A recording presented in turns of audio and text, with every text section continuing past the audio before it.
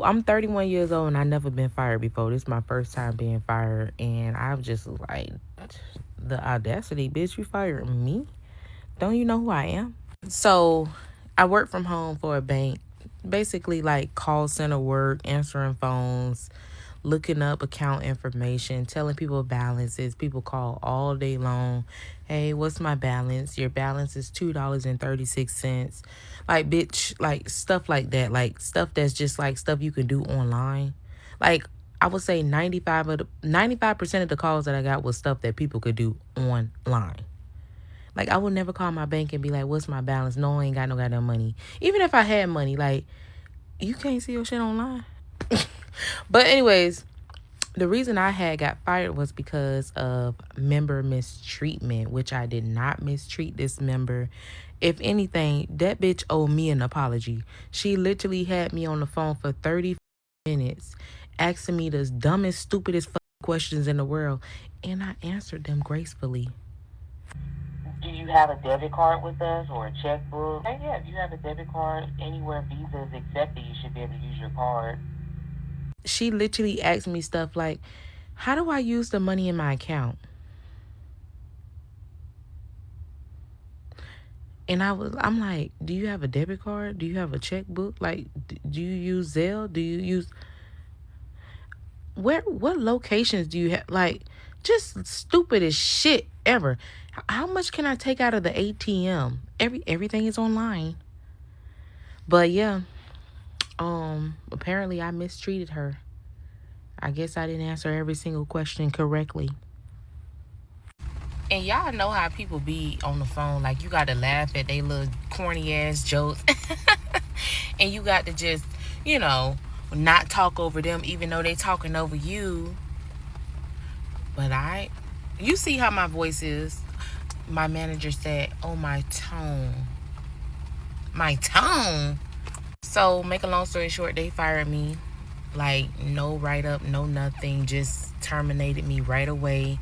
So I do have an attorney, and yeah, it's not fair. So they're gonna pay. Thank you. I got some things to say about what we just witnessed, but I want to hear your thoughts. Please get in the comment section. Let me know your take on everything that you just heard that was shared by this young lady. And please, y'all know me, we keep it respectful over here. So please don't crash out. Don't go crazy. Don't get disrespectful towards this young lady in the comment section. Please, y'all. We thrivers over here. We don't like to, marinate in negative energy. But let's get into this. This is a new episode of the Daily Alarm, and we got to talk about this, right? This young lady was fired from an at-home job, and I get it. Like, when people ask you stuff that is common knowledge to you that you think is simple, it's easy for you to get frustrated. This is even happening to me. Like, as a guy with technology and I'm asked to help people out, sometimes it can be a challenge. But what I've come to realize is that it's because of a curse of knowledge. It's something that's called a curse of knowledge, where because you know something, your expectation is that other people know how to do that thing as well. But the reason why people are calling customer service is because there is something that they don't know. And your whole job is to help them. Think about it. If these people don't have these issues, then they're not calling in, which means you do not have a job, putting you out of work. And I'll be honest, yo, not to throw any shade at this young lady, but I gotta ask the question, does she really want to be in customer service? Like, I don't understand why some people who don't really seem to like people or to enjoy the interactions, like if you gotta fake the hee, ha, ha, ha type of laughing and you gotta do all of that fake stuff, why even take a customer service job? Like, if you don't like working with people, find something where you can be in your cubicle or working at your home where you don't have to have direct interactions with people. That's a simple fix. But going back to the curse of knowledge, like, think about it. It could have been a person's age. They may be new to this type of technology. We don't know what people are going through that will make them have to call in and ask what would be seemingly simple questions. But then look at it from the flip side. What's easier? Somebody coming in and asking you easy questions?